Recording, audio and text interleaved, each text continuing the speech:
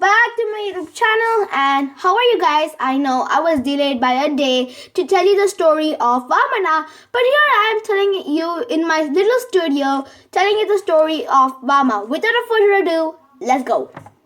Vamana, the giant footsteps.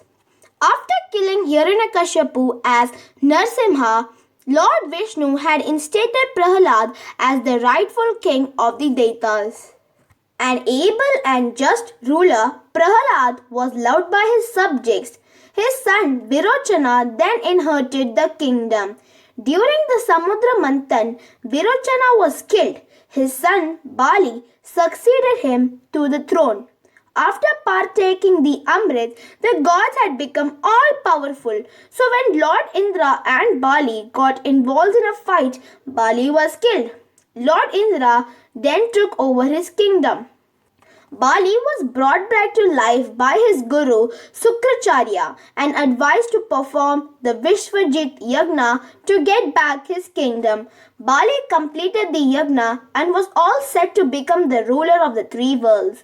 At the end of the Yagna, Lord Agni, pleased with Bali's devotion, appeared and offered him a trove of gifts, including a golden chariot with 4 horses that ran faster than the speed of wind, a quiver full of arrows, a flagpole with a lion's head, celestial armor, and a conch shell that would emit a loud battle cry were some of the other gifts he received.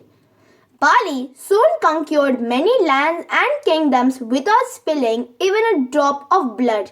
Under his reign, the people prospered and lived a happy life. There was no hunger or corruption, only peace and prosperity all around. Bali's fame was also because he was a learned man and, much like his grandfather Prahlad, well versed with the Vedas, a devotee of Lord Vishnu, he upheld the virtues of righteousness and goodness over everything else. His fame spread much farther and beyond his kingdom, but Bali was not content. He wanted to avenge his father's death and also usurp Indra's throne, just as the king of the gods had captured his. He also wished to restore the previous glory and power of the Asuras and give them equal status as the Devas. With his newfound strength, Bali challenged Lord Indra to a fight and easily defeated him. Driving Indra out of his own home, Amravati, Bali took control of the heaven too. After this victory, Bali indeed became what he aspired for, the undisputed king of the three worlds. Guru Sukracharya immediately advised him to perform 100 Ashwamedha Yagnas to consolidate his position. Preparations began in full swing for the first of many such yagnas. Meanwhile, a sad and defeated Indra was left wandering from place to place in search of a home. He went to meet his mentor and guru Acharya Brihaspati to seek his advice. Acharya Brihaspati, knowing well that it was not yet time to defeat Bali, said, "It is not your time yet. You will not win against him even if you engage with him in a battle. Bide your time and wait for the opportune moment." "Shall I just sit around then, waiting for his power to weaken?" Indra asked fretfully. "Pray to Lord Vishnu.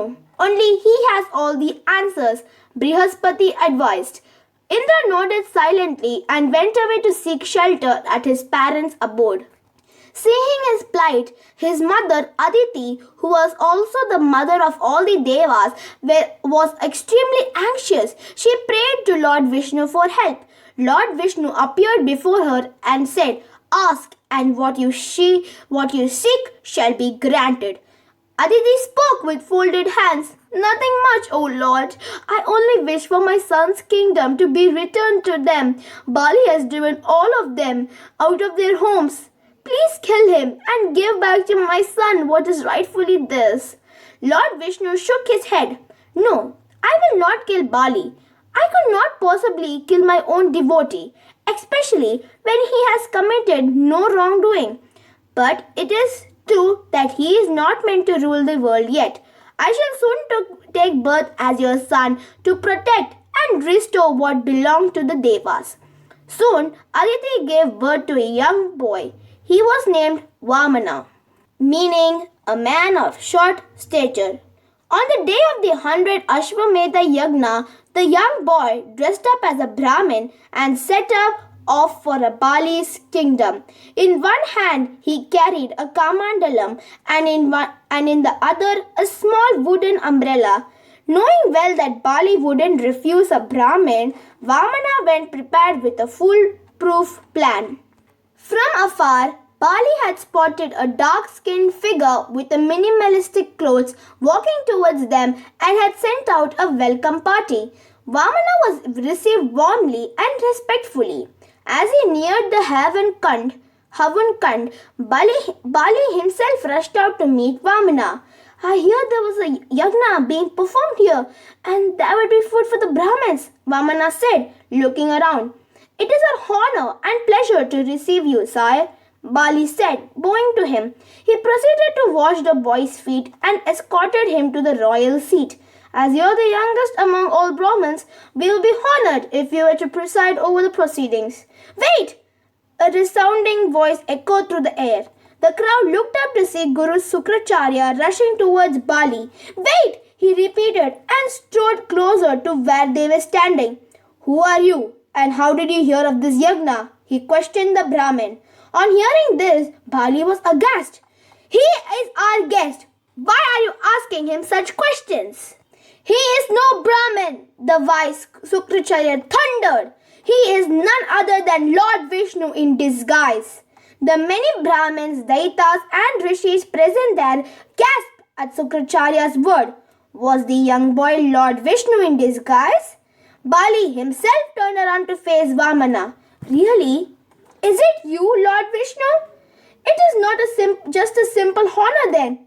We are blessed to have you in our midst. Saying this, he prostrated himself before the young boy. What do you want of me? It is all yours in any case. My lord, never had I imagined that I would have the opportunity to meet Lord Vishnu himself. I do not wish for any luxuries. Only 3 paces of land, Vamana said. No, please don't give it to him. It's surely a trick, Sukracharya cried. Hearing this, a murmur of surprise and confusion rose to the crowd. Was this Brahmin actually a demon or was he not in his senses? Why would a Brahmin need only 3 paces of land? How would one even survive in just that much?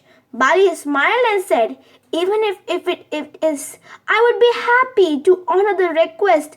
There is no one greater than Lord Vishnu. Whatever I have is because of him, and all that I have is his.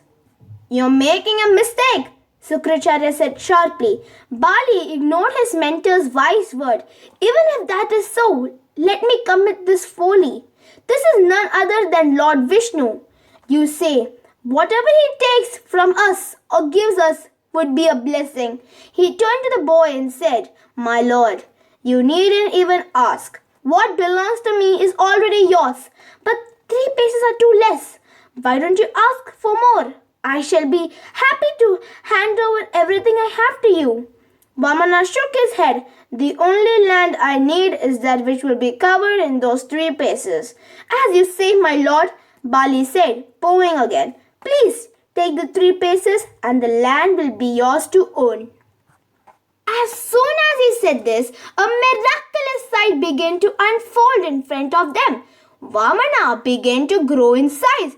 He grew as tall as them, and then some more. He became so big that his head towered over the skies from where they stood. They could only see his gigantic feet. Sukracharya slapped his forehead. We are doomed! Vamana covered the entire expanse of the universe in one step. He took another step to the skies and covered the distance in one stride. In 2 steps, I have covered the earth and heavens. I own the earth and skies now. Bali, you promised me 3. Where should I place my 3rd step? At this, Sukracharya looked up and cried again. Nowhere! There is no place for him to put his feet. apologize and say that you failed to meet his request. His last-ditch attempt to drill some sense into Bali failed miserably. Bali shook his head and smiled. I cannot go back on my word. What is promised has to be delivered. With a bowed head and joined hands, Bali sat on his knees. Lord, please place your third step on my head and bless me. Seeing Bali's humility and dedication to Lord Vishnu, Vamana was extremely pleased. You do not deserve to die. I shall put my foot on your head, but will spare your life. You will be sent to Patal Lok. You will rule the underworld just as wisely as you did here. That too, your fame will be far greater than Indra's. You may send me away to the underworld, O Lord, but grant me one boon, that I may be able to come back, if only once a year, to meet my subjects. Vamana readily agreed. You will no longer be known as Bali, but as Mahabali. Your subjects will always love you and remember you with respect.